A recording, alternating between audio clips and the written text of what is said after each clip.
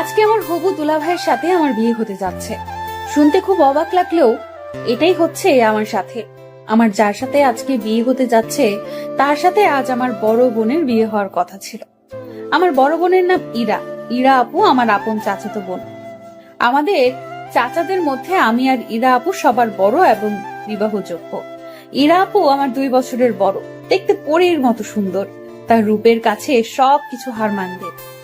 ইরা আপুর সাথে যার বিয়ে হবার কথা ছিল তিনি এক দেখাতে পছন্দ করেন এবং বিয়ে করতে সম্মতি দেন।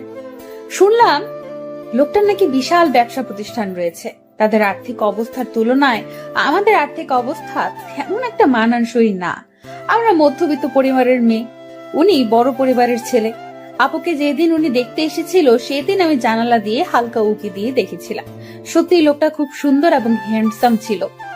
লোকটা আপুকে দেখেই পছন্দ করেন এবং বিয়ের দিন তারিখ ঠিক করলেন। আমরা সবাই খুব খুশি ছিলাম আপুর এত বড় ঘরে বিয়ে হবে, তাই আমিও খুব মজা করছিলাম। সামনের সপ্তাহে আপুর আর অরণ্যের বিয়ে। ও, আপনাদের তো ওই লোকটার সাথে পরিচয় করিয়ে দেওয়া হলো না। ওনার নাম অরণ্য, বয়স 25, বাবার বড় ব্যবসা প্রতিষ্ঠান আছে, সেটাই দেখাশোনা করেন। শুনেছিলাম ঢাকায় ওনাদের অনেকগুলো বাড়ি আছে আর টাকা পয়সার নাকি কোনো অভাব নেই। যেহেতু সামনের সপ্তাহে ইরা আপুর সাথে অরণ্যের বিয়ে, তাই আমি আগে থেকেই ঠিক করে রেখেছিলাম হলুদে কি পরবো, বিয়েতে কি পরবো, বউ ভাতে কি পরবো। চিন্তা করেছিলাম আপুর বিয়েতে অনেক মজা করব, কিন্তু কত প্ল্যান করেছিলাম, সব প্ল্যান বিয়ের দিন মাটি হয়ে গেছে। কারণ সকাল বেলায় কাকি এসে বলল, কি গো ইরার মা, ইরাকে তো কোথাও খুঁজে পাচ্ছি না। বড় কাকের কথা শুনে আমরা সবাই স্তব্ধ হয়ে গেলাম। আর কিছুক্ষণ পর পাত্রপক্ষ আসবে, আর এখন ইরা আপুকে খুঁজে পাওয়া যাচ্ছে না। ইরা আপু কোথায় গেল কেউ বুঝে উঠতে পারেনি, কারণ ইরা আপুর সাথে কারো কোনো সম্পর্ক আছে বলে মনে হয় না। থাকলে অবশ্যই কেউ না কেউ জানতো। তবে আপু কোথায় গেল এই প্রশ্ন সবার মনে বিদ্ধ করতে লাগলো। ইরা আপুকে সারা বাড়ি খোঁজা হলো, কিন্তু তার কোনো হুদিস মিলল না। সবাই ভাবছে ইরা আপুর হয়তো প্রেমিক ছিল, তার হাত ধরে পালিয়েছে। কিন্তু এই কথা জানাজানি হলে মান সম্মান আর থাকবে না, তাই কি করবে সবাই ভেবে উঠতে পারছিল না। সবাই উপায় খুঁজতে লাগলো।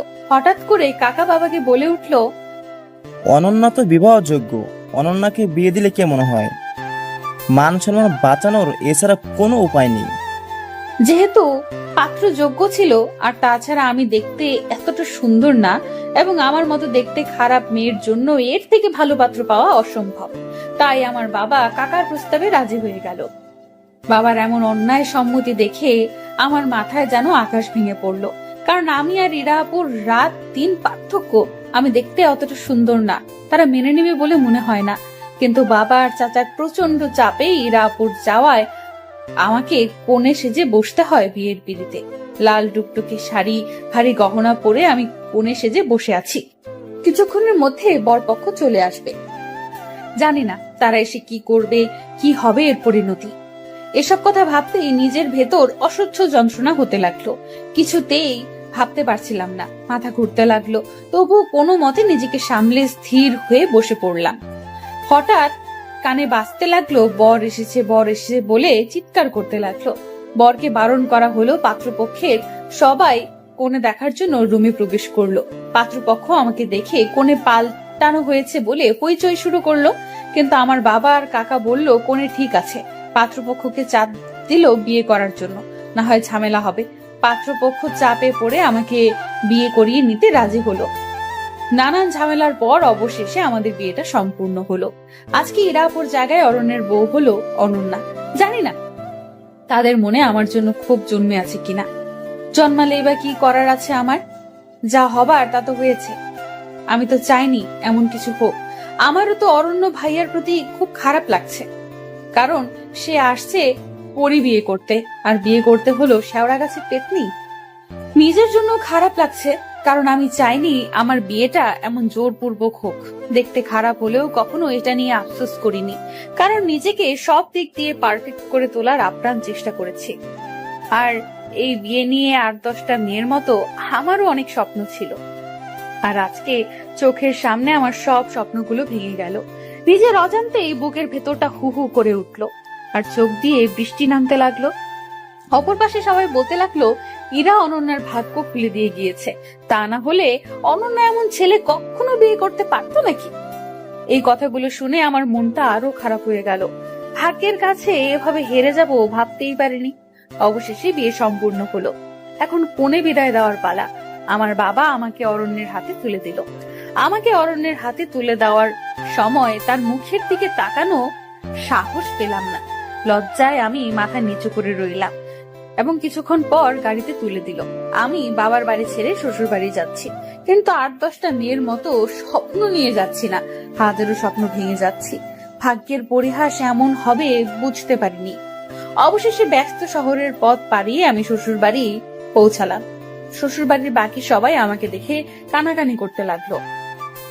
কি সর্বনাশ করেছে অরণ্য! এক তো মধ্যবিত্ত ঘরে বিয়ে করেছে, তার মধ্যে মেয়ে হলো অসুন্দর। মেয়ে দেখার সময় সবার চোখ কপালে ছিল নাকি এই মেয়েকে অরণ্যের সাথে মানায় না? এমন সর্বনাশ অরণ্য নিজ হাতে কেন করলো? এসব শুনে মনটা আরো ভাঙতে লাগলো। কোন রকম সবাই তুলে আমাকে ঘরে নিল। খেয়াল করলাম ঘরটা ভীষণ সাজানো গোছানো, চারদিকে ফুলের সুবাস ছড়াচ্ছে। আজ এই ঘরে ইরাপুর আসার কথা ছিল। ভাগ্যের লীলা খেলায় আমি আসলাম। ঘরে নিভু নিভু আলোতে চুপ করে বসে রইলাম। হয়তো এই সময় অন্য মেয়েরা বসে থাকে স্বামীর অপেক্ষায়, আর আমি বসে আছি এক অনিশ্চিত ভবিষ্যতের অপেক্ষায়। হঠাৎ খেয়াল করলাম অরণ্য ঘরে ঢুকেছে। ওনাকে দেখে আমার পুরো শরীর ভয়ে কাঁপতে লাগলো। জানি না কি কথার সম্মুখীন হতে হবে আমাকে। এইসব ভেবে ভয় কুকড়ে যেতে লাগলাম। খেয়াল করলাম উনি আমার দিকে তাকিয়ে আছে। হঠাৎ করে লক্ষ্য করলাম আমার শরীর ভীষণ কাঁপছে। উপরে তাকালাম, মনে হলো ফ্যান আমার উপরে পড়ে যাবে। সবকিছু উল্টাপাল্টা লাগছে। আমার এখন কি করা উচিত বুঝতে পারছি না। কিছুক্ষণ পর চোখ বন্ধ করে ধপাস করে শুয়ে পড়লাম। আস্তে আস্তে শরীর নিস্তেজ হয়ে কাঁপতে লাগলো, কষ্ট হতে লাগলো খুব। হঠাৎ খেয়াল করলাম কেউ আমার হাত ধরেছে। হাত ধরে চোখে মুখে পানির ঝাপটা দিচ্ছে, কিন্তু চোখ খোলার মতো শক্তি আমি পাইনি। এবার মনে হয় কেউ আমার প্রেসার মাপছে, কিন্তু চোখ খোলার মতো শক্তি আমি পাইনি। আস্তে আস্তে আরো নিস্তেজ হতে লাগলাম। অনুভব করলাম আমার পাশে এখন কেউ নেই। নিজেকে খুব অসহায় মনে হলো। কিছুক্ষণ পর খেয়াল করলাম কেউ আমার মুখে কিছু একটা দিয়ে বলতেছে, এই যে আপনি এটা খেয়ে নিন, আপনার প্রেসার খুব নেমে গিয়েছে, একটু কষ্ট করে খান, হা করুন। কথাগুলো শোনার পর হা করার মতো শক্তি পাচ্ছি না। কোনোভাবে নিজের মধ্যে শক্তি সঞ্চার করে হা করলাম। খেয়াল করলাম মুখে পানি দিছে, পানিটা মিষ্টি। বুঝতে আর বাকি রইল না চিনির পানি। তাই নিজের মধ্যে শক্তি জুগিয়ে পানিটা খেলাম। খাওয়ার পর একটু ঝিম ধরে শুয়ে রইলাম। এবার শরীরে কিছুটা শক্তি পাচ্ছি, চোখটা খোলার মতো। চোখ খুলে লক্ষ্য করে দেখলাম অরণ্য আমার পাশে বসে আছে কিছু খাবার নিয়ে। একটু তাড়াহুড়ো করে বসতে নিলাম। উনি আমাকে বললেন, ওনার কথা শুনে মনে মনে বললাম, সকাল থেকে আমার উপর দিয়ে যা গেছে এরপর গলা দিয়ে খাবার নামে নাকি? তবে আমি অনেক খেতে পারা একটা মেয়ে, সারাদিন কিছু না কিছু খেতাম। সত্যি বলতে এই মুহূর্তে আমার পেটে প্রচুর ক্ষুধা লেগেছে, তাই সামনে পোলাও রোস্ট দেখে লোভ সামলাতে পারলাম না। সামনে পেয়ে খেতে লাগলাম। হঠাৎ করে খাবার গলায় বাঁধলো। উনি আমার সামনে একটা গ্লাসে পানি ধরলো। আমি পানিটা নিয়ে এক নিঃশ্বাসে খেয়ে ফেললাম।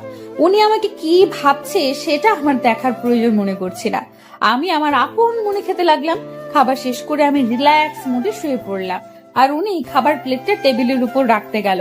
যাক, লোকটাকে ততটা খারাপ ভাবছি ততটা খারাপ না, এটা ভেবে মনটা শান্ত হলো। কিন্তু হুট করে উনি বললেন, আপনি কি ঘুমিয়ে পড়েছেন? না ঘুমালে আপনার সাথে একটু কথা ছিল। আমি নড়ে চড়ে বসলাম। না, আমি ঘুমাইনি। কেন, কি বলবেন বলুন।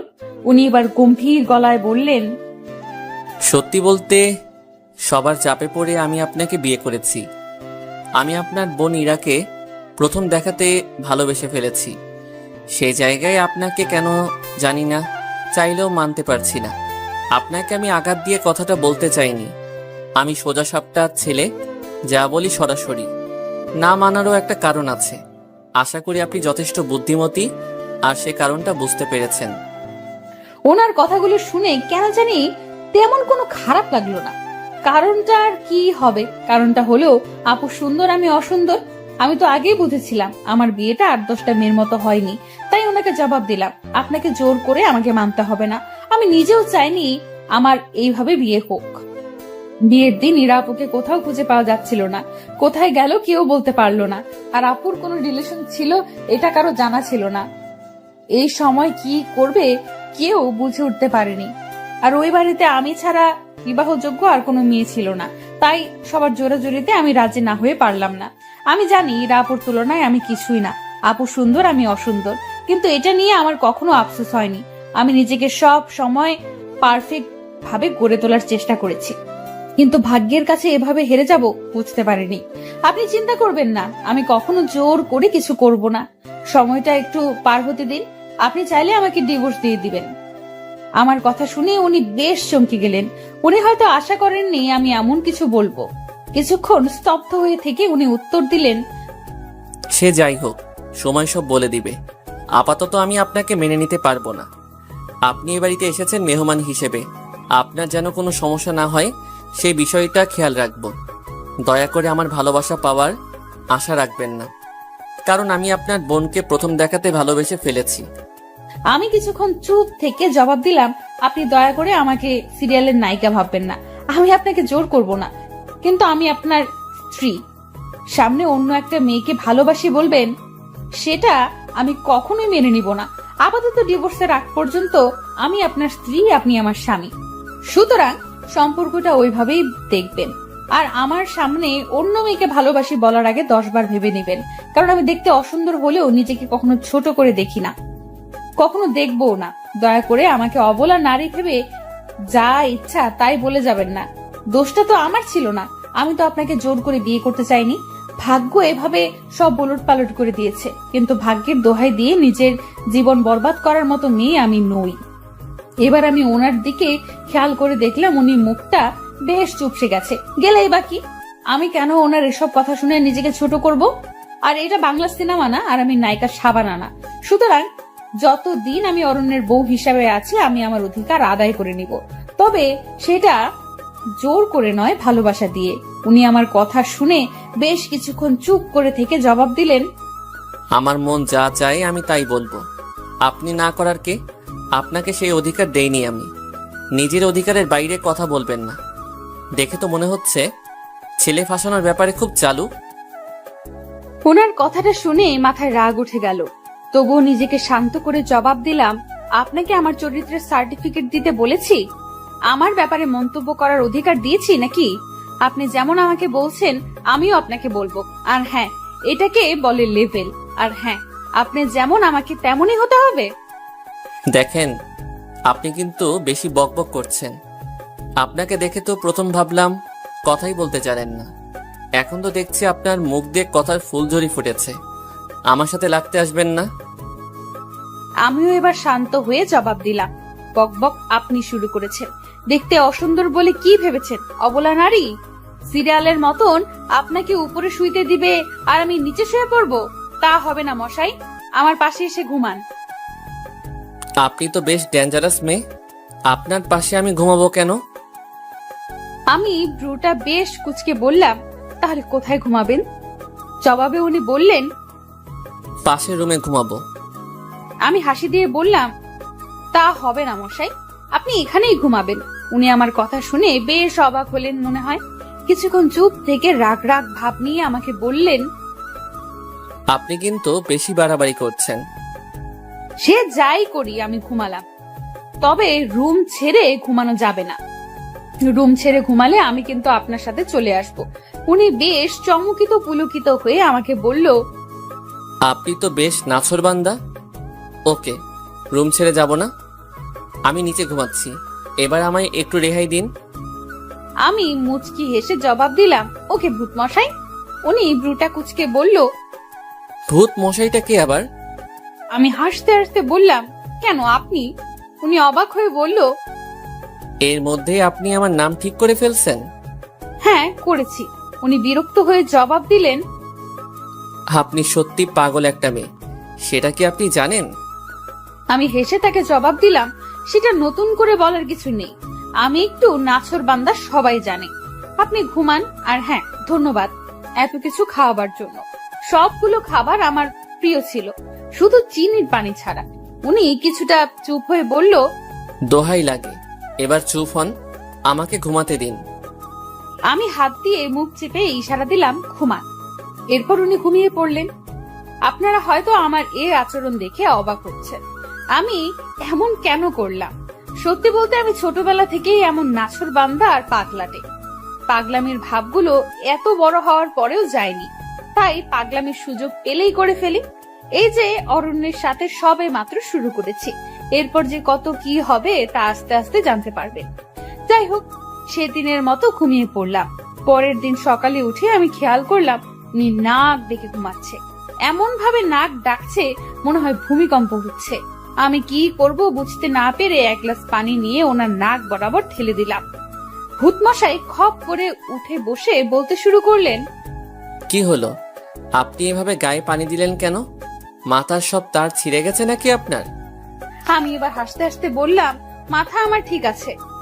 এমন ভাবে নাক ডাকছেন মনে হয় 7 মাত্রায় ভূমিকম্প হচ্ছে। লক্ষ্য করলাম উনি বেশ রেগে আছে আমার কথা শুনে। কিছুক্ষণ দম ধরে বসে থেকে আমাকে বললেন, দেখেন, এসব মজা আমার একদম পছন্দ না, আর এমন করবেন না। কালকের থেকে একের পর এক করে আমাকে জ্বালাচ্ছেন। শেষমেশ আমি এ কোন পাগলের পাল্লায় পড়লাম? আল্লাহ, আমায় রেহাই দাও। আমি ব্রুটা কুচকে বললাম, হয়েছে হয়েছে, এত কষ্ট পেতে হবে না। আমি এখনো আপনাকে কিছুই করিনি, এতে হতাশ হওয়ার কিছুই হয়নি। এখন আমাকে সবার সাথে পরিচয় করিয়ে দিন, আমি তো বাসার কাউকে চিনি না। ভূতমশাই রাগী গলায় বললেন, কারোর সাথে পরিচিত হওয়ার দরকার নেই। বাসায় অনেক মেহমান, আপনার বাহিরে যাওয়ার দরকার নেই, ঘরে বসে থাকুন। উনি আরো কিছু বলতে যাবে, ঠিক সেই সময় কে যেন দরজা নক করলো আর বলল, অরণ্য, দরজাটা খোলো, বউ নিয়ে নিচে আয়। সবাই বউ দেখার জন্য অপেক্ষা করতেছে। উনি আমার সাথে কোনো কথা না বাড়িয়ে ওই মহিলাকে জবাব দিলেন, ফ্রেশ হয়ে আসতেছি, তুমি যাও। আচ্ছা, গেলাম আমি। উনি উঠতে যাবে, ঠিক তখনই আমি ওনাকে বললাম, আচ্ছা আপনার বাসায় কে কে আছে বলুন না আমায়। এবার উনি রেগে গিয়ে বললেন, আপনার এত কিছু জানতে হবে না, অতিথি হয়ে আসছেন, সময় মতো চলে যাবেন। বাসায় কে আছে এটা জেনে আপনার কি হবে? ওনার কথাগুলো শুনলে গা জ্বলে যায়, কিন্তু আমিও নাছর বান্দা, যতক্ষণ না বলবে আমি ওনাকে উঠতে দিব না। এরপর আমি বললাম, আপনি না বললে আপনাকে উঠতে দিব না, আগে বলেন কে কে আছে। বলবো না কে কে আছে? কি করবেন আপনি? আপনি একরোখা হলেও আমি আপনার চাইতে বেশি একরোখা। আমি কিছুই বলবো না। আমি গলা একটা কাশি দিয়ে বললাম, বলতে হবে না, যান ওয়াশরুমে যান। উনি আমার হার মানা দেখে বেশ খুশি হলো, কিন্তু যখন ওয়াশরুমে যেতে লাগলো আমি পাটা বাড়িয়ে দিলাম। আমার পায়ে ওনার পা লেগে হোঁচট খেয়ে পড়ে গেলেন। তখন তিনি বললেন, আপনি ইচ্ছে করে এমন করেছেন? ইচ্ছে করে এমন করেছেন কেন বলেন? আমি মুচকি এসে বললাম, কোথায়, আমি কিছু করিনি। আপনি বলেননি তাই শাস্তি পাচ্ছেন। যদি এবারও না বলেন তাহলে আপনার জন্য আরো অনেক কিছু অপেক্ষা করছে। এবার ভেবে দেখুন কি করবেন। উনি বেশ ভালো করেই বুঝতে পারলেন আমি আসলে একটা নাছর বান্দা, তাই আরো কিছু ঘটার আগেই বললেন, আমার পরিবারে বাবা, মা, আমি আর আমার বড় বোন আছে। বাবা বিদেশে থাকে সব সময়, আর মা দেশে থাকে, প্রায় সময় অসুস্থ থাকেন। আর বড় বোন স্বামী নিয়ে লন্ডন থাকেন। একটু আগে যে মেয়েটা ডেকে গেলেন উনি আমার বড় বোন। আর আমার বাবা আমার বিয়েতে আসেনি, উনি সব সময় ব্যস্ত থাকেন। আচ্ছা আচ্ছা, তাহলে আপনার বাসায় রান্না করেন কে? উনি রাগ করে বললেন, এটাও কি আপনার জানতে হবে? আমি এবার ভাব মাখা মুখ নিয়ে বললাম, হ্যাঁ ভূতমশাই। উনি মুখটা বাঁকিয়ে উত্তর দিলেন, বাবুর্চি রান্না করে।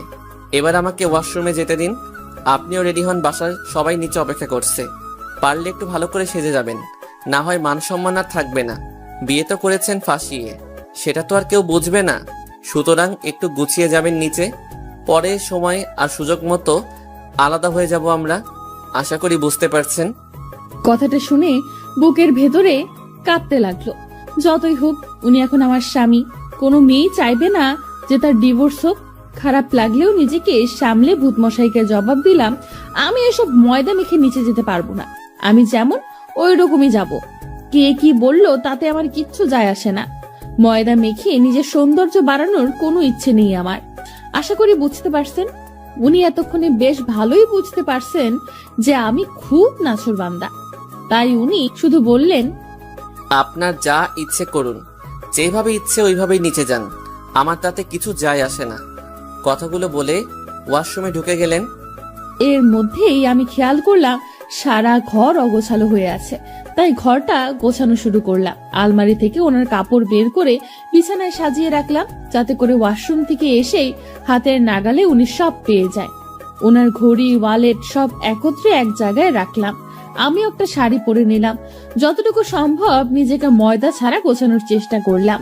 সবকিছু ঠিক করতে করতে খেয়াল করলাম উনি ওয়াশরুম থেকে বের হয়েছে। ওয়াশরুম থেকে বের হয়ে সারা ঘরটা দেখে একটু অবাক হয়েছে। বিছানার উপর ওনার কাপড়গুলো দেখে বললেন, এখানে এগুলো কে রেখেছে? ঘরটা এত তাড়াতাড়ি পরিপাটি করে কে গুছিয়ে দিয়ে গেল? আমি লাজুক স্বরে জবাব দিলাম, এ সব কিছু আমি করেছি। আমার কথা শুনে উনি বেশ চুপসে গেলেন। চুপসানো মুখ নিয়ে আমাকে বলল, এত কিছু করতে কেউ তো আপনাকে বলেনি, এত কিছু করতে গেলেন কেন? আমি বেশ ঝাঁঝালো গলায় জবাব দিলাম, আমার ঘর আমি গুছিয়েছি, তাতে আপনার কি মশাই? উনি ভ্রু কুচকে বলল, আপনার ঘর মানে? এটা আপনার ঘর কবে হলো? আমি হাসি মুখে উত্তর দিলাম, স্বামীর ঘরই তো স্ত্রীর ঘর হয়। বিয়েটা যেভাবেই হোক, ডিভোর্সের আগ পর্যন্ত আমি আপনার স্ত্রী, আপনি আমার স্বামী। সুতরাং ঘর গোছাতে আমি পারবো নিশ্চয়ই। ভূত মশাই রাগী গলায় বললেন, আপনি একটু বেশি বকেন। আর আপনাকে এই ড্রেস বের করতে কে বলেছে? আমি তো এটা পরবো না। আমার কাছে এটা ভালো লেগেছে, তাই এটা বের করেছি। এটা পড়লে আমি খুশি হব।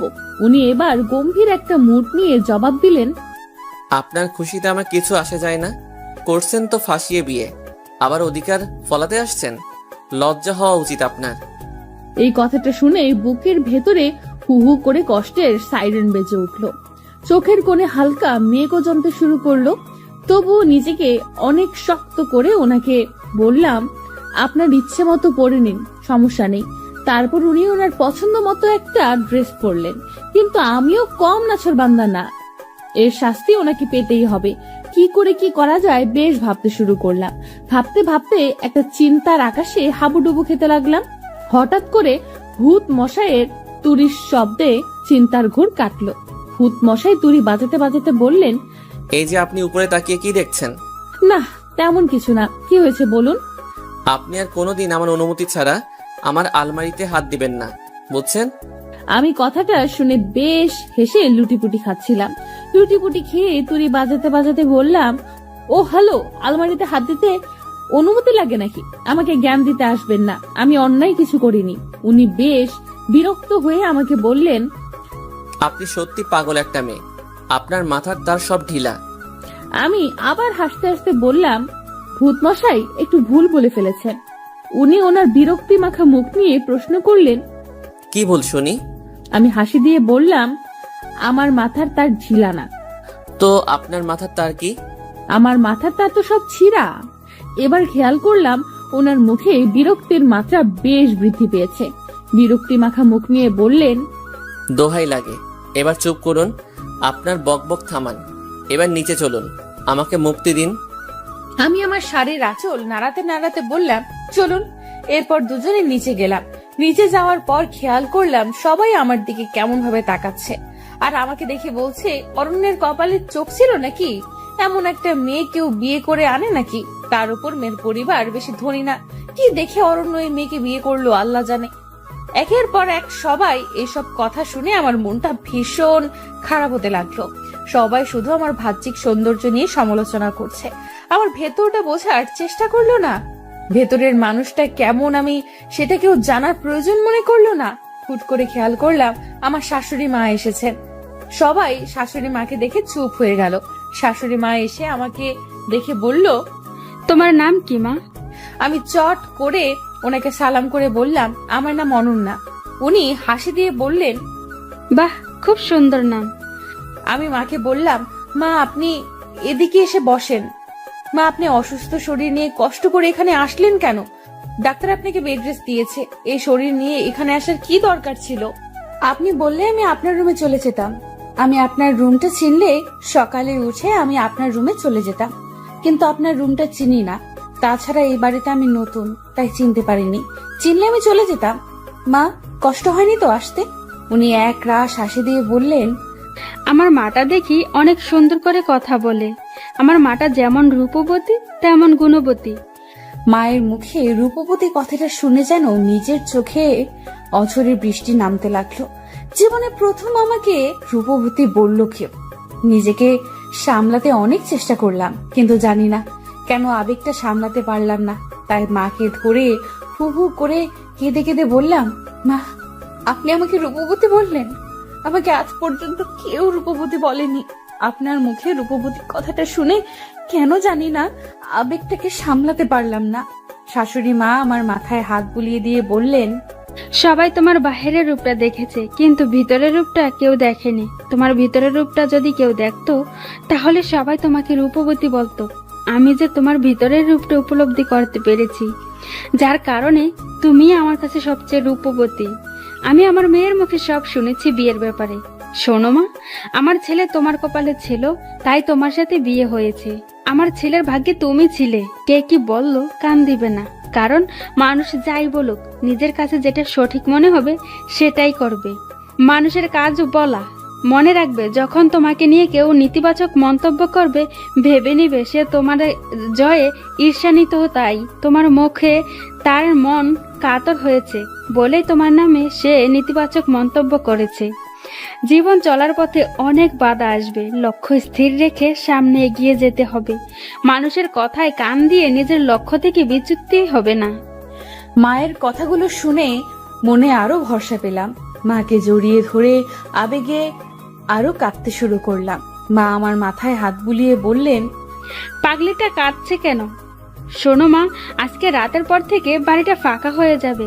নীলাও চলে যাবে রাতের ফ্লাইটে লন্ডনে। বাড়িতে আমি, তুমি, অরণ্য ছাড়া কেউ থাকবে না। প্রতিদিন বাবুর্চির রান্না খেতে খেতে বিরক্ত হয়ে গিয়েছি।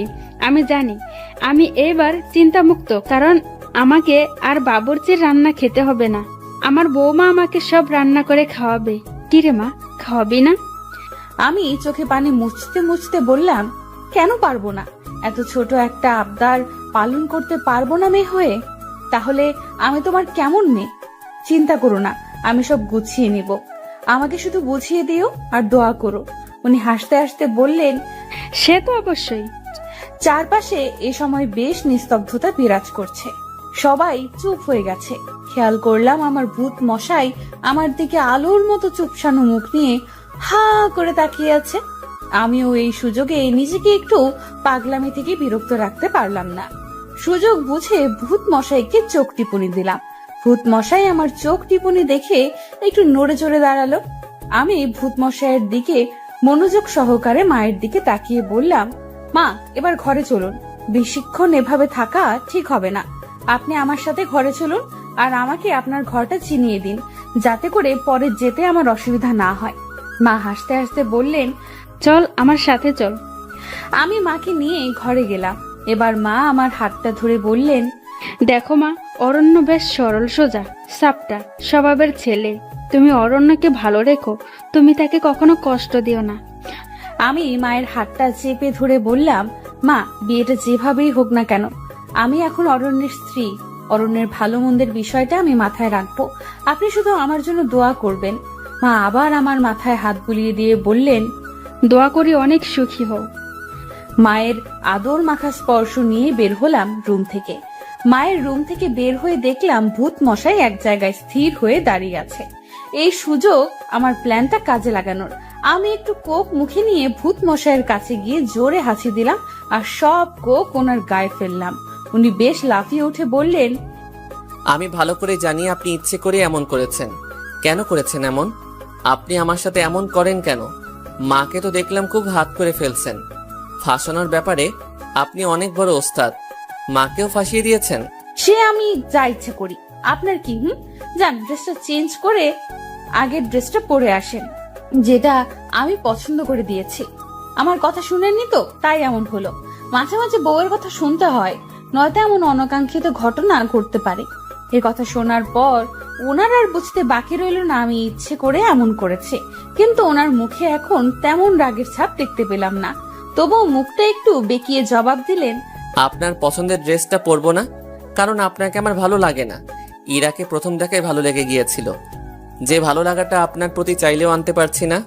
আমি এবার হালকা করে ওনার কাছে গেলাম, কাছে গিয়ে বললাম, প্রথম দেখায় ভালো লাগার চেয়ে দেখতে দেখতে ভালো লাগাটা অনেক শ্রেয়।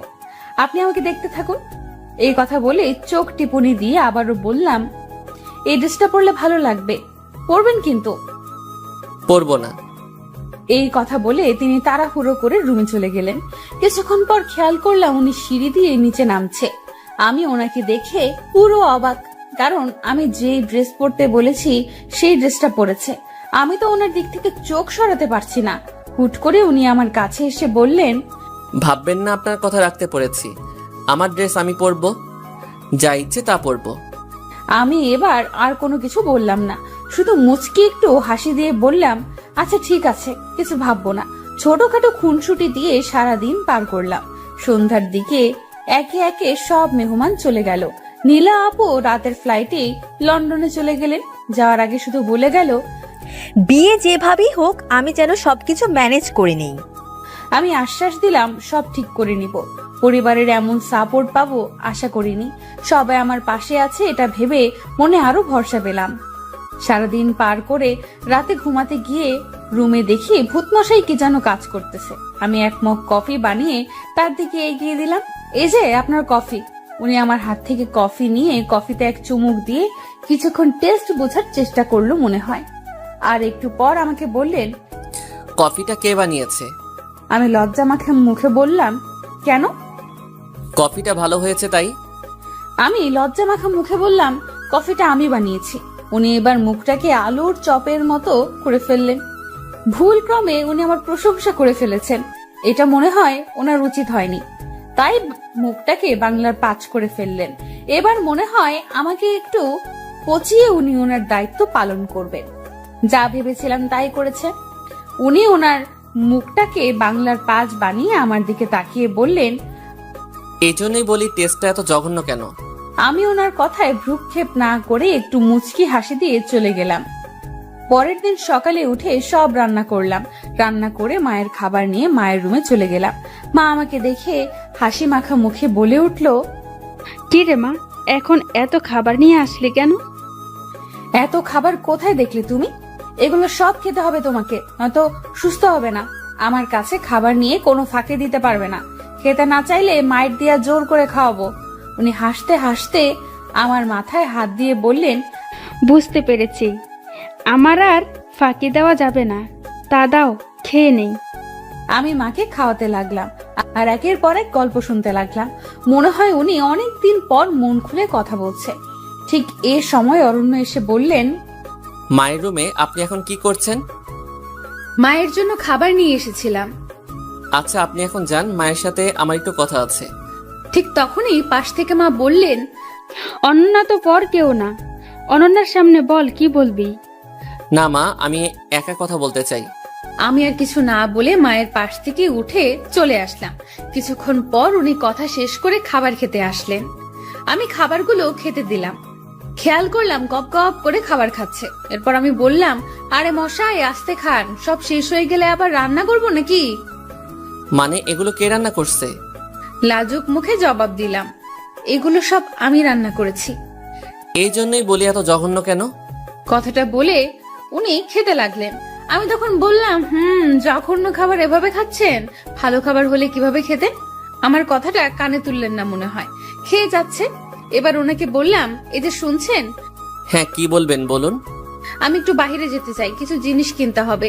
রান্নার জন্য কিছু সবজি লাগবে। আমি গেলে মন মতো কিনে আনতে পারতাম। আপনি গেলে যান, কিন্তু কি দিয়ে যাবেন? আমি গাড়িটা নিয়ে যাব। গাড়ি থাকলেও ড্রাইভার নেই। ড্রাইভারের স্ত্রী অসুস্থ, তাই ছুটি নিয়ে বাড়ি গিয়েছে। আপনি কিভাবে যাবেন? আমি মুচকি হেসে বললাম, সেই গাড়ির চাবিটা আমাকে দিয়ে যান, আমি একাই চলে যেতে পারবো। উনি অবাক হয়ে বললেন, একা চলে যেতে পারবেন মানে? গাড়ি কে চালাবে? কেন আমি চালাবো? আমার এই কথা শুনে এবার উনি বেশ চমকে উঠলেন। আমার মুখ থেকে উনি এমন কথা আশা করেনি হয়তো। তারপর আমাকে জিজ্ঞেস করলেন, আপনি গাড়ি চালাতে পারেন? আমি হাসতে হাসতে বললাম, হ্যাঁ পারি। অসুন্দর বলে নিজেকে কখনো ছোট ভাবিনি। সবকিছু শেখার চেষ্টা করেছি, নিজেকে পারফেক্ট ভাবে গড়ে তোলার চেষ্টা করেছি। আমার কথা শুনে উনি কিছুক্ষণ আমার দিকে তাকিয়ে রইলেন এবং বললেন, আচ্ছা আমি চাবি দিয়ে যাব। তারপর উনি আমাকে চাবি দিয়ে চলে গেলেন। আস্তে আস্তে দিন কাটতে লাগলো, অরণ্যের সাথে খুনসুটিগুলো বাড়তে লাগলো। খেয়াল করলাম অরণ্য অনেক পরিবর্তন হতে লাগলো। এর মধ্যে হুট করে একদিন অরণ্য অফিস থেকে এসে আমাকে বলতে লাগলো, আপনি একটু তাড়াতাড়ি রেডি হন, আপনাকে নিয়ে একটা জায়গায় যাব। অরণ্যের এমন কথা শুনে আমার মনটা খুশিতে নাচতে শুরু করলো। কিন্তু অরণ্য আমাকে কোথায় নিয়ে যাবে জানার জন্য মনটা ছটফট করতে লাগলো। তাই নিজের আবেগ আর সামলাতে পারলাম না। অরণ্যকে জিজ্ঞেস করলাম, আপনি আমাকে কোথায় নিয়ে যাবেন? অরণ্য বেশ রাগ গলায় বলল, আপনাকে রেডি হতে বলেছি, আপনি রেডি হন। এত কিছু জানতে হবে না, একটু বকবক বেশি করেন, এত বকা ভালো না। যান, রেডি হয়ে আসুন। আমি মুখটা কাচুমাচু করে যেতে লাগলাম। উনি পেছন থেকে ডেকে বললেন, শুনেন। আমি হাসি দিয়ে পেছন ফিরে বললাম, হ্যাঁ বলেন, কোথায় যাব আপনি বলবেন? উনি আরেকটু গম্ভীর গলায় জবাব দিলেন, আপনার মাথায় আসলে গোবর। আমি বলার আগে বকবক করে যাচ্ছেন। আমি কোথায় যাব সেটা বলার জন্য ডাকিনি। আমি মন খারাপ করে ওনার দিকে তাকিয়ে বললাম, তাহলে কেন ডেকেছেন? আমি ডেকেছি এজন্য আজকে একটা শাড়ি পরবেন। হঠাৎ শাড়ি পরবো কেন? আমি বলেছি তাই পরবেন। আপনি বললেই পরতে হবে? আমি পরবো না। আপনাকে পরতেই হবে। বলছি তো পরবো না। উনি রেগে গিয়ে বললেন, আপনার যা ইচ্ছে তাই করেন। এই কথা বলে উনি চলে গেল। আমারও ওনাকে রাগাতে পেরে খুব ভালো লাগতেছে। এখন কি করব? শাড়ি পরবো নাকি কিছুই মাথায় আসছে না। আজকে ভূতমশাই আমাকে কোথাও নিয়ে যাবে। কেন জানি না, ভূতমশাই এই কয়েকদিনে অনেক পাল্টে গিয়েছে। এখন আর আমাকে আগের মতো কষ্ট দিয়ে কথা বলে না। তার এই পাল্টানো দেখে আমি খুব খুশি। যাই হোক, আলমারি খুলে শাড়ি দেখতে লাগলাম কোনটা পরবো। এত শাড়ির মধ্যে কোন শাড়ি পরলে ভূতমশাই খুশি হবে? দেখতে দেখতে আলমারির সব শাড়ি খাটের উপর রাখলাম। ভূতমশাই আমার কাছে এসে বলল, আপনি এখনো রেডি হননি? খাটের উপর শাড়ির মেলা বসিয়েছেন, এত শাড়ি খাটের উপর রাখছেন কেন? আমি তোতলাতে জবাব দিলাম, না মনে হয় না, মানে। কি না মানে করছেন? স্পষ্ট করে বলেন কি হয়েছে। এমনিতে তো কথা একটাও মাটিতে পড়ে না, এখন এভাবে তোতলাচ্ছেন কেন? ঠিক করে বলেন কি হয়েছে। না মানে, আমি মুখটা একটু অসহায় ভাব নিয়ে বললাম, না মানে। আবার না মানে শুরু করেছেন। সত্যি বলতে আমি কোন শাড়ি পরবো ঠিক বুঝতে পারছি না। আপনি যদি একটু ঠিক করে দিতেন ভালো হতো, আমার রেডি হতে সুবিধা হবে। উনি মুচকি হেসে আমাকে বললেন, একটু ওইদিকে যান। সামান্য শাড়িটা ঠিক করতে পারছেন না কোনটা পরবেন? সবকিছু তো বলার আগে করেন। আজ এমন কি হলো, শাড়ি পছন্দ করতে পারছেন না? না মানে। থাক, আপনাকে আর না মানে করতে হবে না। দেখতে দিন শাড়িগুলো। আমি একটু সরে পাশে গিয়ে বসলাম। উনি আমার পাশে এসে বললেন এবং সব শাড়ি থেকে একটা শাড়ি হাতে নিয়ে বললেন, আপনি বরং কালো শাড়িটা পরুন, পরলে ভালো লাগবে। কালো শাড়ির কথা বলাতে আমার মনের ভেতর কেমন করে উঠলো, কারণ আমি ফর্সা না তাই। এরপর আমি ওনাকে বললাম, আমি তো ফর্সা না, তাই আমাকে কালো শাড়ি মানাবে বলে মনে হচ্ছে না। কালো শাড়িতে আরো কালো লাগবে আমাকে, একদম পেতনি মনে হবে। আপনি আমাকে অপমান করার জন্য এমন বলছেন তাই না?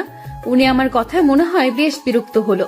হয়তো আমার মুখে এমন কথা আশা করেননি, তাই উনি বিরক্ত মাখা মেজাজে আমাকে বললেন, আপনার মতো সাহসী মেয়ের মুখে এমন কথা মানায় না।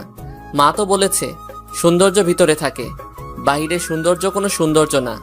আপনাকে না হয় আমি ভিতর থেকে দেখলাম। আপনি কালো শাড়িটা পরুন। আপনাকে অপমান করার কোনো ইচ্ছা আমার নেই। আপনার যদি মনে হয় আমি অপমান করার জন্য বলেছি, তাহলে পরার দরকার নেই। এই কথাটা বলে উনি রুম থেকে বের হয়ে গেলেন। আমি এখন কি করব বুঝে উঠতে পারছি না। অবশেষে চিন্তা ভাবনা করে কালো শাড়িটা পরে নিলাম। এই প্রথম আমি কালো শাড়ি পরলাম। কালো ছিলাম বলে কখনো কালো ড্রেস পরিনি। আজকে কালো শাড়িটা পরাতে নিজের কাছে নিজেকে কেন জানি সুন্দর লাগছে। হালকা একটু পাউডার মুখে মেরে দিলাম। হঠাৎ করে খেয়াল করলাম উনি রুমে প্রবেশ করেছে।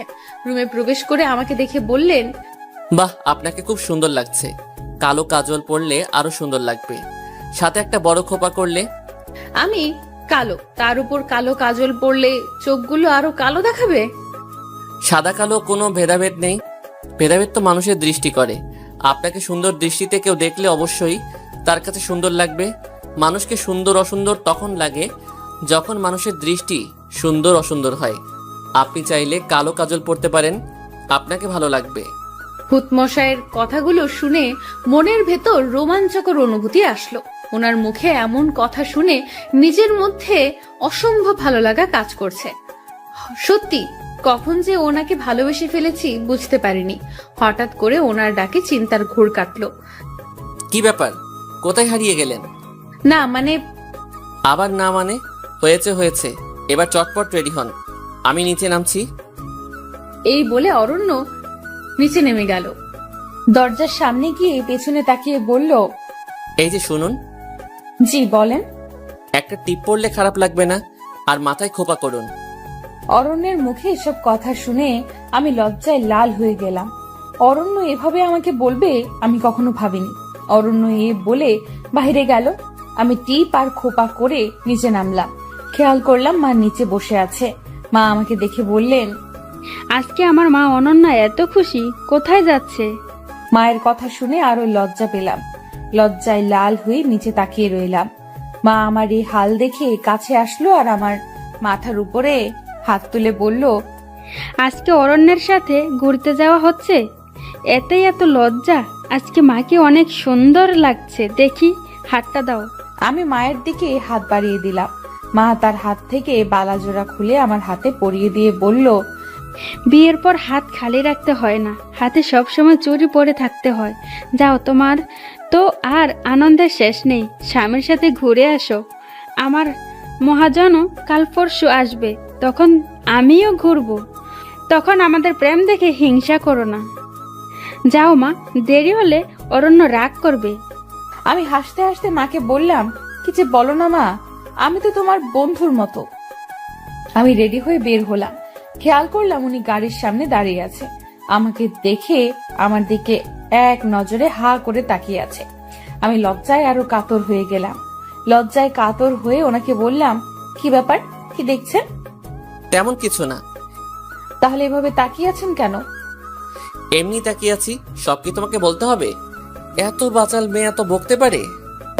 লক্ষ্য করলাম অরণ্য আমাকে তুমি করে বলছে। আমার যে কি খুশি লাগছে বলে আপনাদেরকে বোঝাতে পারবো না। মনটা খুশিতে নাচতে লাগলো। হুট করে উনি ডাক দিল আর বলল, অনন্যা, এভাবে মূর্তির মতো দাঁড়িয়ে আছো কেন? না মানে আজকে তোমার মুখ থেকে না মানে গেল না। এই যে আপনি আমাকে তুমি করে বললেন তো, তাই আর কি। তুমি আমার বয়সে ছোট, তোমাকে কেন আপনি ডাকবো? তোমাকে তো তুমি করেই ডাকবো। শুনো, জি বলুন। আজকে তুমি গাড়ি চালাবে, আমি তোমার পাশে বসবো। আমি খুশিতে লাফ দিয়ে গাড়িতে উঠতে লাগলাম আর বললাম, আচ্ছা আচ্ছা। আমি উঠতে যাব, ঠিক তখনই একটা হোঁচট খেলাম। উনি আমাকে জাপটে ধরে বলতে শুরু করলো, তোমার চটপটে আর পাগলামি স্বভাব আর গেল না, আস্তে উঠো। এরপর আমি আস্তে করে গাড়িতে উঠলাম। ভূত মশাইও গাড়িতে উঠলেন। আমি গাড়িটা স্টার্ট দিয়ে বললাম, কোথায় যাবেন মশাই? উনি আমাকে রাস্তা বলে দিল। আমিও যেতে লাগলাম। যেতে যেতে একটা রেস্টুরেন্টের সামনে চলে আসলাম। রেস্টুরেন্টে দুজনে ঢুকলাম। এরপর অরণ্য আমায় আস্তে করে একটা জায়গায় নিয়ে গেল। জায়গাটা পুরো মোমবাতি দিয়ে সাজানো পরিপাটি। দেখেই কেমন জানি আনন্দ লাগছে। একটা কেক আনলো। এরপর আমাকে বলল, কেকটা কাটো তুমি। হঠাৎ করে কেক কাটবো কেন? কারণ আজ তোমার জন্মদিন, সেটা তো ভুলে বসে আছো। ওহো, আজকে 21শে ফেব্রুয়ারি। সত্যিই তো আমার জন্মদিন। আমার জন্মদিন আপনি জানলেন কিভাবে? মা বলেছে। আমি তো খুশিতে আত্মহারা যে ভূত মশাই এমন একটা সারপ্রাইজ দিয়েছে। হঠাৎ করে ভূত মশাই একটা রিং বের করে আমাকে পরাতে নিল। ঠিক তখনই একজন মেয়ে ওয়েটার এসে ডাক দিল। আমরা ওয়েটারের দিকে তাকিয়ে চমকে গেলাম। ওয়েটারও আমাদের দিকে তাকিয়ে চমকে গেল আর মুখ লুকাতে লাগলো। কারণ এই হলো ইরা আপু। কিন্তু ইরা আপু এখানে কি করছে? ইরা আপু আমাকে আর অরণ্যকে দেখে চলে যেতে নিল। আমি ইরা আপুর হাতটা ধরে বললাম, তুই এতদিন কোথায় ছিলি? হুট করে কোথায় চলে গেলি? কিন্তু ইরা আপু কোনো জবাব দিল না। আমি একের পর এক প্রশ্ন করলাম। হঠাৎ করে ইরা আপু আমাকে একটা কষিয়ে চট দিয়ে বলে উঠল, আমার কাছ থেকে সব ছিনিয়ে নিয়ে এখন মজা করা হচ্ছে। লজ্জা করে না তোর? আমার জীবনের এই অবস্থা করে আমার অরণ্যকে আমার কাছ থেকে কেড়ে নিয়ে নিজের করেছিস, আর এখন নাটক করছিস। আমি কোথায় ছিলাম? তোকে নাটকের সেরা পুরস্কার দেওয়া দরকার। অনেক নাটক শিখে গিয়েছিস। নাটক করে আমার জীবনের 12টা বাজিয়ে অরণ্যের গলায় ঝুলে পড়েছিস। তুই ভালো করেই জানতিস তোর যা চেহারা, তোকে অরণ্যের মতো কেউ বিয়ে করবে না, তাই এত বড় নাটক করেছিস। লজ্জা লাগে না এখন আমাকে এসব জিজ্ঞাসা করতে? আমাকে খুব হিংসা করতি, তাই না? হিংসায় কাতর হয়ে এমন করেছিস। নিজের বোনের সাথে এমন করতে লজ্জা লাগে না? আমি ইরা আপুর কথা কিছুতেই বুঝতে পারলাম না। ইরা আপু কি বলে মাথায় কিচ্ছু ঢুকছে না। ইরা আপুর এসব দোষারোপ আমাকে করছে কেন? আমি তো এমন কিচ্ছু করিনি। আমি ইরা আপুকে বললাম, আপু কি হয়েছে, এমন বলছিস কেন? আমি তো কিছুই বুঝতে পারছি না।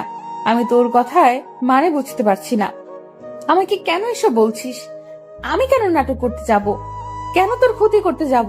আপু আমাকে মুখটা বেঁকিয়ে রাগান্বিত হয়ে বলল, এখন তো অরণ্যের সামনে ন্যাকা সাজবি? একদম কিছু বুঝিস না। আর বুঝবি কিভাবে? তুই তো কিছুই করিস নাই, তাই না? আপু আমি তোর কথার মানে বুঝতে পারছি না। সত্যি আমি কিচ্ছু করিনি। তুই কেন এমন করছিস? আমি সত্যি কথাগুলো মানে বুঝতে পারছি না। পাশ থেকে অরণ্য বলে উঠলো, ইরা, তুমি আমাকে বলো কি হয়েছে? আর অনন্যাকে এমন কথা বলছো কেন? অনন্যা কি করেছে আমাকে একটু খুলে বলো। ইরা অরণ্যের দিকে অসহায়ের মতো তাকিয়ে গম্ভীর গলায় বলল, অনন্যাকে জিজ্ঞাসা করুন, সে না হয় আপনাকে উত্তর দিয়ে দিবে। আমার থেকে ভালো সে বলতে পারবে, কারণ নাটকের ডিরেক্টর তো অনন্যাই ছিল, আর আমি তো ছিলাম ভুক্তভোগী। অরণ্য আমার দিকে তাকালো। অরণ্যের মুখে এবার আমার প্রতি সন্দেহের ছাপ লক্ষ্য করা যাচ্ছে। বোঝা যাচ্ছে যে সে আমাকে অনেক সন্দেহ করতেছে। সন্দেহ মাখা মুখ নিয়ে বললেন, অনন্যা কি করেছো তুমি? ইরা এসব কি বলছে? সত্যিটা বলো, কি হয়েছে? আমার কাছে সব খুলে বলো। নাটক করবে না একদম। আপনি বিশ্বাস করেন আমি কিচ্ছু করিনি। ইরা আপু কেন এমন বলতেছে সেটাও বুঝতেছি না। এমন কেন বলতেছিস তুই? খেয়াল করলাম ইরা আপু খুব কান্না করতেছে। কেন এভাবে কান্না করছে সেটাও বুঝতেছি না। অরণ্য ইরা আপুকে সান্ত্বনা দিয়ে বলল, ইরা তুমি বলো কি হয়েছে? ইরা আপু কাঁদতে কাঁদতে অরণ্যকে বলল, কি আর বলবো বলুন? আমার তো সবকিছু শেষ হয়ে গিয়েছে এই কাল নাগিনীর জন্য। এখন আর বললেও সব ঠিক হবে না। আমি চাই না আপনাদের মধ্যে কোনো ঝামেলা হোক। আপনারা প্লিজ চলে যান। ইরা তোমাকে বলতে বলেছি, বলো অনন্যা কি করেছে? খেয়াল করলাম ইরা আপু কাঁদতে কাঁদতে অরণ্যকে বলল, আপনারও কি বিশ্বাস হয় আমি বিয়ের দিন বয়ফ্রেন্ডকে নিয়ে পালিয়েছি? অরণ্য শান্ত স্বরে জবাব দিল, সে তো আমি বিশ্বাস করিনি, কারণ তুমি তো বিয়ের আগে আমার সাথে ফোনে অনেক কথা বলতে, কিন্তু হঠাৎ কি এমন হলো? কোথায় গিয়েছিলে তুমি? খেয়াল করলাম ইরা আপু এবার বেশ কাঁদছে। কাঁদতে কাঁদতে ইরা আপু যা বললো সেটা শুনে আমার হার্টবিট বেড়ে গেল। মনে হয় এখানে দম বন্ধ হয়ে যাবে। আপু এসব কেন বলছি কিছুই বুঝতে পারলাম না। আমার বুকটা ছিঁড়ে যাচ্ছে কথাগুলো শুনে। কারণ আপু বলল, আমি কোথায় গিয়েছিলাম সেটা কি আপনি জানতে চান? হ্যাঁ, জানতে চাই। তখন ইরা আপু বলল, সেদিন আমি ঘরে বসে সাজতে লাগলাম। হঠাৎ করে অনন্যার মোবাইল থেকে মেসেজ আসলো, আপু একটু লুকিয়ে বাহিরে আয়, অরণ্য ভাইয়া আসছে তোমার সাথে দেখা করতে, তোমাকে সারপ্রাইজ দিতে। আমিও সরল মনে বের হলাম। আমার ভুল ছিল, আমি আপনাকে কল দেইনি। বের হয়ে দেখলাম বাইরে কেউ নেই, আশেপাশে ফাঁকা। অনন্যাকে কল দিলাম, সেও ফোন তুলছে না। হুট করে অনন্যার মোবাইল থেকে মেসেজ আসলো, একটু বাগানের দিকে আয়। অরণ্য এখানে দাঁড়িয়ে আছে। আমিও বাগানের দিকে গিয়েছিলাম, কিন্তু কাউকে কোথাও দেখলাম না। আমি সামনের দিকে একটু এগুলাম, তারপর এই বলে ইরা আপু আবার কাঁদতে লাগলো। অরণ্য তখন ইরা আপুর হাতটা ধরে বললেন, বলো তারপর কি হলো? কান্না থামাও। ইরা আপু কান্না থামিয়ে বলল, তারপর লক্ষ্য করলাম কয়েকটা লোক আমাকে ঝাপটে ধরলো, আমার মুখ চেপে ধরলো। আমি চোখেও কিছু দেখতে পেলাম না। কখন যে জ্ঞান হারিয়ে ফেললাম টের পেলাম না। জ্ঞান ফেরার পর লক্ষ্য করলাম আমি রনকদের বাসায়। অরণ্য বেশ অবাক হয়ে জিজ্ঞাসা করলেন, রনকটা কে? ইরা আপু বলল, রনক হলো অনন্যার বেস্ট ফ্রেন্ড। যদিও রনক অনন্যার 2 বছরের বড়, তবুও তাদের ভালো ফ্রেন্ডশিপ ছিল। রনক আমাকে অনেক পছন্দ করত। অনন্যাকে বেশ কয়েকবার বলেছিল সে, কিন্তু আমি রাজি হইনি। আর সে সুযোগে অনন্যা নিয়েছে। আমার বিয়ের দিন আমাকে গায়েব করে দিয়েছে, আর ফাঁসিয়ে আপনাকে বিয়ে করেছে। অনন্যা আমার সাথে এমন করবে আমি ভাবতেও পারিনি। রনককে দেখে আমি চমকে গিয়ে জিজ্ঞাসা করলাম, তুমি আমাকে এখানে নিয়ে এসেছো কেন? আমি তোমাকে ভালোবাসি ইরা। আমি চাই তুমি আমার হও। দেখো, অনন্যাও চাই তুমি আমার হও। তাই তো অনন্যা আমাকে সাহায্য করেছে। ইরা রনকের মুখে অনন্যার নামটা শুনে অবাক হয়ে গেল। অবাক হয়ে রনককে জিজ্ঞেস করলো, অনন্য তোমাকে সাহায্য করেছে আমাকে তুলে আনতে? আমি বিশ্বাস করি না। বিশ্বাস অবিশ্বাস তোমার ব্যাপার। আমি তোমাকে বিয়ে করতে চাই, আর সন্ধ্যায় বিয়ে করব। আমি সবকিছু ঠিক করে রেখেছি। এই কথাগুলো বলে ইরা আপু আবার কাঁদতে লাগলো। অরণ্য ইরার হাতটা আরো ভালো করে ধরে বললেন, এরপর তুমি ওখান থেকে কিভাবে এসেছো? এরপর আমি কোনো রকম রনকের চোখ ফাঁকি দিয়ে বের হলাম। এরপর বাড়ি এসে দেখি আপনার সাথে অনন্যার বিয়ে হয়ে গেছে, আর সবাই ভেবে নিয়েছে আমি পালিয়ে গিয়েছি। সেদিন আমার মুখটা দেখানোর মতো ইচ্ছা আর ছিল না, তাই বাড়িতে আর যাইনি। সরাসরি ফ্রেন্ডের বাসায় চলে যাই। সেখান থেকে একটা কাজ জোগাড় করি, আর এখানে একটা বাসা ভাড়া করে থাকা শুরু করলাম। তুমি একবার আমাকে বলতে পারতে ইরা। কি বলবো আপনাকে? কোন মুখে বলতাম আপনাকে? ততক্ষণে সব শেষ হয়ে গিয়েছিল। অরণ্যার সাথে আপনার বিয়ে হয়ে গিয়েছিল। আমার তো এখানে বলার কিছুই ছিল না। অনন্যা আমার সাথে যা করেছে আমি তো তা করতে পারি না, কারণ অনন্যা আমাকে বোন না ভাবলেও আমি তাকে বোন ভাবি। আমি ইরা আপুর কথা শুনে চিৎকার করে কাঁদতে লাগলাম। আমি কিছুই করিনি। অরণ্য আমার গালে কষিয়ে একটা চট দিয়ে বলে উঠলো, তুমি এতটা নীচ আমি ভাবতে পারিনি। সামান্য টাকার জন্য নিজের বোনের সাথে এমন করতে পারলে? লজ্জা করলো না তোমার এমন করতে? আর এখন সবকিছু অস্বীকার করছো? আমি অরণ্যকে হাত জোর করে বললাম, সত্যি আমি কিচ্ছু করিনি, বিশ্বাস করেন আমাকে। ইরা আপু, তুই কেন আমার নামে এমন মিথ্যা কথা বলছিস? কেন অরণ্যের চোখে আমাকে খারাপ বানাচ্ছিস? দেখতে অসুন্দর হতে পারি, কিন্তু আমার মনে উচ্চ আশা ছিল না। টাকা পয়সার মোহ আমার ছিল না। তাহলে কেন এমন বলতেছিস? কি ক্ষতি করেছি আমি তোর? তুই তো আমাকে চিনিস আমি কেমন, তাহলে কেন এমন বলতেছিস? জবাবে ইরা আপু বলল, কি ক্ষতি করেছিস জিজ্ঞেস করতে লজ্জা করে না তোর? আর কি ক্ষতি করার বাকি রাখছিস তুই? যা, তুই আর অরণ্য সংসার কর, আর এখানে আসিস না। ওপাশ থেকে অরণ্য বলে উঠল, আমার সাথে অনন্যা যাবে না, তুমি যাবে? ইরা আপু অবাক হয়ে উত্তর দিল, আমি কোথায় যাব? আমার সাথে আমার মায়ের কাছে যাবে, আর মায়ের কাছে সব বলবে। আর যে কষ্ট অনন্যা তোমাকে দিয়েছে সেটা আমি অনন্যাকে ফিরিয়ে দিব। তুমি আমার সাথে চলো। না, আমি চাই না আপনাদের মাঝে কোনো ঝামেলা হোক। ঝামেলা তো তুমি করনি, ঝামেলা করেছে অনন্যা। সেটা শাস্তি তুমি কেন পাবে? আমি অরণ্যকে অনেকবার বোঝানোর চেষ্টা করলাম, কিন্তু বোঝাতে পারলাম না। অরণ্য ইরা আপুর কথা বিশ্বাস করেছিল, আমার কথার কোনো মূল্যই দিল না। আর ইরা আপু কেন আমার নামে মিথ্যা কথা বললো সেটাই বুঝতে পারছি না। অরণ্যকে বোঝানোর হাজার চেষ্টা করেও ব্যর্থ হয়েছি। অরণ্য ইরা আপুর হাত ধরে বের হয়ে গেল, আর আমাকে যে রিংটা পরাতে চেয়েছিল সেটা মেঝেতে পড়ে গেল। অরণ্য সেটা ফেলেই চলে গেল। আমি রিংটাকে হাতে নিয়ে কাঁদতে লাগলাম। কেন আমার সাথে এমন হলো? কি ক্ষতি করেছি আমি? কেন আমাকে এভাবে কষ্ট দেওয়া হলো? আমি তো কারো ক্ষতি চাইনি। কাঁদতে কাঁদতে এক দৌড়ে রেস্টুরেন্ট থেকে বের হতে লাগলাম। খেয়াল করলাম অরণ্য আর ইরা আপু গাড়ি নিয়ে চলে গিয়েছে। আমার বুকে বেশ কষ্ট হতে লাগলো। একে তো অরণ্য আমাকে ফেলে রেখে গিয়েছে, তার উপর অরণ্য জানতো আমি এখানে কিছুই চিনি না। কিভাবে পারলো আমাকে আমার ভূত মশাই ফেলে রেখে যেতে? আমি তো কিছুই করিনি। তাহলে আমার ভূত মশাই কেন আমাকে বিশ্বাস করলো না? কেন আমায় এত কষ্ট দিল? আমি তো ইরাপুর কোনো ক্ষতি করিনি, তাহলে ইরাপু কেন এমন বলল? কেন আমার অরণ্যকে আমার কাছ থেকে কেড়ে নিতে চাইলো? কেন এত কষ্ট দিল আমায়? আল্লাহ, আমি তো কোনো প্রশ্নের উত্তর পাচ্ছি না। আমি কি করব তুমি বলে দাও। এই মুহূর্তে আমার হাতে একটা টাকাও ছিল না। এখন আমি বাসায় যাব কিভাবে? তবু একটা সিএনজি ভাড়া করলাম, ভাড়া করে বাসায় চলে গেলাম। বাসায় দারোয়ানের কাছ থেকে টাকা নিয়ে ভাড়া দিলাম। ঘরের ভেতর ঢুকতেই দেখলাম রনক ভাইয়া দাঁড়িয়ে আছে। রনক ভাইয়াকে দেখে আমার মাথায় আগুন ধরে গেল, কারণ রনক ভাইয়ার কারণে ইরা আপু আমাকে ভুল বুঝলো। নিজেকে আর সামলাতে পারলাম না। রনক ভাইকে গিয়ে বললাম, আপনার কি দরকার ছিল এত বড় নাটক করার? ইরা আপুকে কেন ভুল বুঝিয়েছেন? আমি কি ক্ষতি করেছি আপনার? রনক ভাইয়া কোনো কথা বলছে না। আমার রাগ যেন আরো বেড়ে গেল।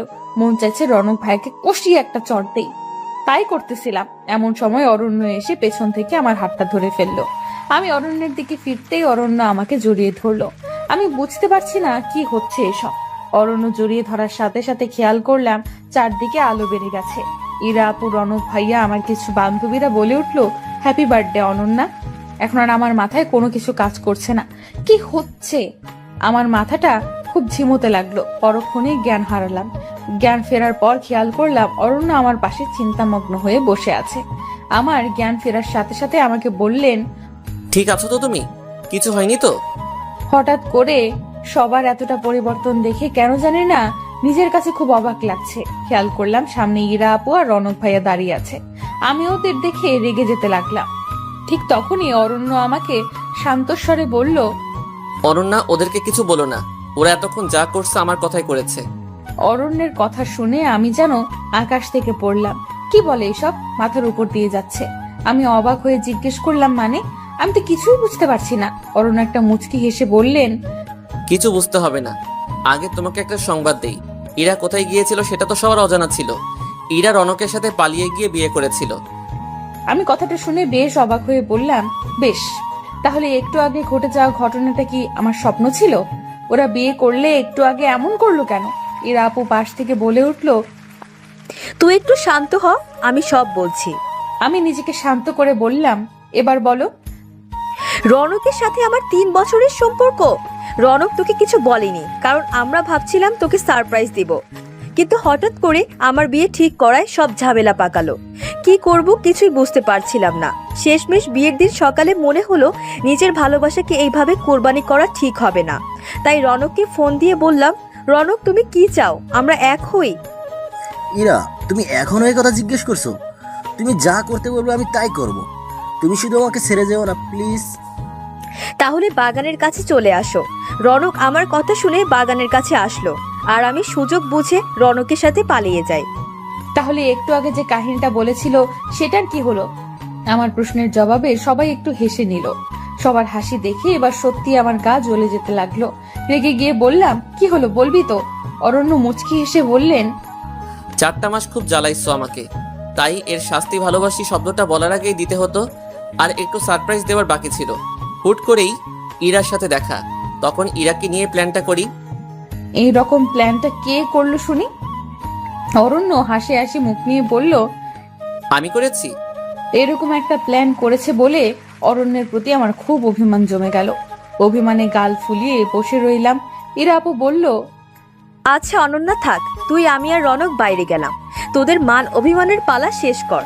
আর চটটা দেওয়ার জন্য সরি, জোরে লাগেনি তো? নাটক করতে গিয়ে ক্যারেক্টারের মধ্যে ঢুকে গিয়েছিলাম। ইরা আপুর কথাটা শুনে অভিমান আরো বেড়ে গেল। তাই অভিমানী গলায় বললাম, হয়েছে, জুতো মেরে গরুদান করতে হবে না। ইরা আপু হাসি দিয়ে রনক ভাইয়ের কাছে চলে গেল, আর আমি গাল ফুলিয়ে বসে রইলাম। অরণ্য আমার দিকে তাকালো, কিন্তু আমি অভিমানের কারণে অরণ্যের দিকে তাকালাম না। অরণ্যের চোখ যেন আমার দিক থেকে সরছে না। আমি যেন তার চোখের নিশানা থেকে সরতে পারছি না। ক্রমশই আমার অভিমান কমতে লাগলো। তবু অভিমান ধরে রাখার চেষ্টা করলাম, কিন্তু অভিমান ধরে রাখতে পারলাম না। তাই অরণ্যকে জড়িয়ে ধরে আবেগে কাঁদতে লাগলাম। কাঁদতে কাঁদতে বললাম, আমাকে এইভাবে কষ্ট দেওয়ার কি দরকার ছিল? আমি যদি হারিয়ে যেতাম ওই জায়গা থেকে? আমি তো আমার অনন্যাকে চিনি, যে সে বাসা খুঁজে আসতে পারবে, সেটা আমার খুব ভালো করে জানা ছিল। সারপ্রাইজটা কেমন লাগলো? খুব বাজে লাগছে। এইভাবে আর সারপ্রাইজ দিবেন না। নাটক করতে গিয়ে তো রিংটা ফেলে আসলেন। খেয়াল করলাম অরণ্য আমার এই কথা শুনে অট্ট হাসি দিচ্ছে। তাই আমি বললাম, কি ব্যাপার, এত হাসি দিচ্ছেন কেন? হাসি দিচ্ছি এই জন্য, আমি যে রিংটা ফেলে এসেছি সেটা নকল রিং ছিল। আসল রিংটা আমার কাছে। নাটকটা বাস্তবমুখী করার এক অভিন্ন প্রচেষ্টা আর কি। এত বড় ছলনা! চান, আপনার সাথে আর কথা বলবো না। অরণ্য এবার আমাকে জড়িয়ে ধরলো। মনে হচ্ছে তার নিঃশ্বাসের শব্দ আমি শুনতে পাচ্ছি, তার হার্টবিটের আওয়াজ আমি শুনতে পাচ্ছি। এবার কানের কাছে মুখটা হালকা করে নিয়ে বললেন, আই লাভ ইউ আমার পেতনি। এবার যেন তাহার প্রতি থাকা সকল অভিমান দুমড়ে মুচড়ে শেষ হয়ে গেল। অভিমানটা টিকিয়ে রাখার বৃথা চেষ্টা করলাম, কিন্তু পারলাম না। আমি ফিসফিস করে বললাম, আই লাভ ইউ টু ভূতমশাই। আমার মতো কালো মেয়েকে ভালোবাসলেন কিভাবে? মানুষের দৃষ্টি সুন্দর অসুন্দরের বৈষম্য করে। আমার দৃষ্টিতে তুমি সবচেয়ে বেশি সুন্দরী। অরণ্যের মুখে এই কথাটা শুনে আমি যেন কোথাও নিমেষেই হারিয়ে গেলাম। কিছু বলতে চাইলেও আর পারছি না, কারণ গলাটা থরথর করে কাঁপতে লাগলো। অরণ্য এবার আমার চোখটা হাত দিয়ে চেপে ধরলো আর বলল, আমার সাথে একটু চলো। আমি বললাম, কোথায়? আগে চলো তারপর বলি। এত নাচরবান্দা মেয়েরে বাবা, এত বকবক করতে পারে? হয়েছে, আর বকবক করবো না, এবার নিয়ে যান। চোখটা চেপে ধরে আস্তে আস্তে আমাকে কোথায় নিয়ে যাচ্ছেন কিছুই বুঝতে পারছি না। হুট করে চোখ খুললাম, খেয়াল করলাম আমি ছাদে। চারদিকে মোমবাতি দিয়ে সাজানো। ইরা আপা আর রনক ভাইয়া বাজি ফোটাতে লাগলো। পাশে মা দাঁড়িয়ে আছে, ওনার পাশে একজন ভদ্রলোক দাঁড়িয়ে আছে। আমার বুঝতে বাকি রইলো না উনি আমার শ্বশুর। আমি দৌড়ে গিয়ে ওনাদের সালাম করলাম। ইরা আপা আর রনক ভাইয়া একটা কেক আমার সামনে আনলো আর বলল, ভূত আর পেতনি দুজনেই কেকটা কাটেন, আর অরণ্য ভাইয়া আপনি অনন্যাকে রিং পরিয়ে দিন। আর অনন্যা, তোর হাতের নকল রিংটা ফেলে দে। এত বোকা কবে হয়েছিস? সামান্য নাটক বুঝতে পারলি না? তুই তো বেশ নাছোড়বান্দা আর বুদ্ধিমতী ছিলি।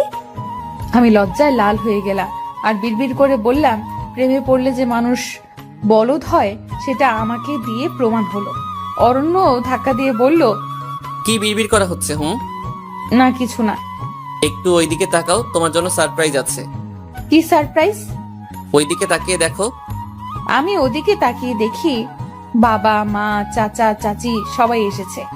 আমি খুশিতে আত্মহারা হয়ে গেলাম।